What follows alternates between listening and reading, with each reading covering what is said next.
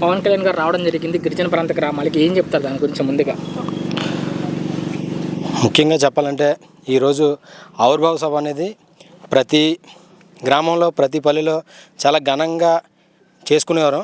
కానీ ఈయన ఈరోజు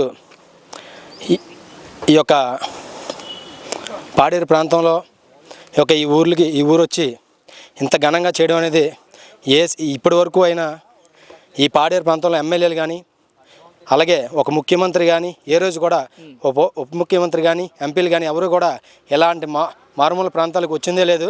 కానీ ఈయన ఇదే మనం చూసుకోవాలి, నాయకత్వం అనేది ఎంత మంచి చక్కటి నాయకత్వం అనేది. పవన్ కళ్యాణ్ గారు ఒకసారి ముందు చూస్తే ఇలాంటి రోడ్లు ఎప్పుడైనా సరే ఈ యొక్క గిరిజన ప్రజలకి ఎవరు అందించింది లేదు.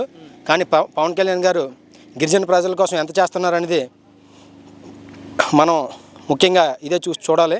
అంటే ఆయన డిప్యూటీ సీఎం అయ్యాక అతని ఫోకస్ అంతా ఎక్కువగా ఈ గిరిజన ప్రాంతాల మీద పెట్టడం జరిగింది. అవునండి. సో మనం చూసినట్లయితే ఈ రోడ్డుతో సహా చాలా చోట్ల కూడా స్వతంత్రం తర్వాత కూడా లేని రోడ్డు ఇప్పుడు పడడం జరిగింది. ఎందుకు ఆయనకి అంత ప్రేమ అంటే గిరిజన పుత్రుల మీద, అంటే ఇక్కడ మీద? బేసిక్గా గిరిజనులు బయట ప్రాంతాల కన్నా చాలా వెనకబడి ఉన్నారనే సంగతి ఆయన ముందుగా రాజకీయాల్లో రాకముందు నుంచి కూడా ఆయనకి ఒక అవగాహన ఉంది. ఇదంతా అవగాహన చేసుకున్న తర్వాత ఆయన రాజకీయాల్లోకి రావడం మొదలుపెట్టారు, రాజకీయాల గురించి ఆలోచించడం మొదలుపెట్టారు, అలాగే పార్టీ పెట్టడం జరిగింది.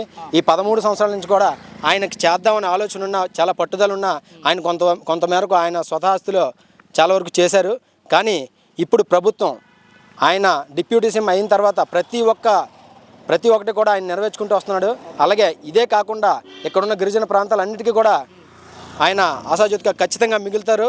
ఒక మంచి హృదయంతో మంచి ఆలోచనతో ఆయన ముందుకెళ్తున్నారు. ఆయనకి ఇదే విధంగా ఈ గిరిజన ప్రజలు కూడా సపోర్ట్ చేస్తూ పోతే ఈ గిరిజన ప్రాంతాన్ని కూడా ఒక పట్టణ వాతావరణం తీసుకొచ్చే పరిస్థితులు మాత్రం ఏర్పడతాయి. సార్ నమస్తే. ఏంటి ఈ లోపల? నేను విశాఖ స్టీల్ ప్లాంట్లో జూనియర్ మేనేజర్ పనిచేసి రిటైర్ అయిపోయాను. నేను అది వంటమాడు నేటివ్ ప్లేస్. సార్ అది మాకు టీడీపీ, నాకు బాగా ఫస్ట్ నుండి టీడీపీ. ఇది పవన్ కళ్యాణ్ గారు వస్తున్నారని ఇలాగ బైవాక్ అక్కడ నుంచి బండి పెట్టేసి నాకు ఏపీలో ఎలా చేయలేదు, ఇలాగ వచ్చాను నేను. అదే నా ప్రశ్న. ముందుగా ఇంత లోపల గ్రామానికి ఆయన రావడం గురించి, వాళ్ళు రావడం నిజంగా చాలా గ్రేట్. రియల్ గాను ఏ సీఎం కానీ తర్వాత నా డిప్యూటీ సీఎం కానీ, అంటే సీఎం గారు ఎలా వస్తున్నారు ఇప్పుడు ఇంత మారుమూల ప్రాంతం రావడం చాలా గ్రేట్. అసలు ఆయన డిప్యూటీ సీఎం అయ్యాక ఈ గిరిజన ప్రాంతంలో ఎక్కువ అభివృద్ధి కార్యక్రమాలు జరుగుతున్నాయండి. మార్పులు అంటే ఎలక్ట్రిసిటీ, రోడ్లు అన్నీ చేస్తున్నారు, తన సొంతంగా చేస్తున్నారు అన్నీ.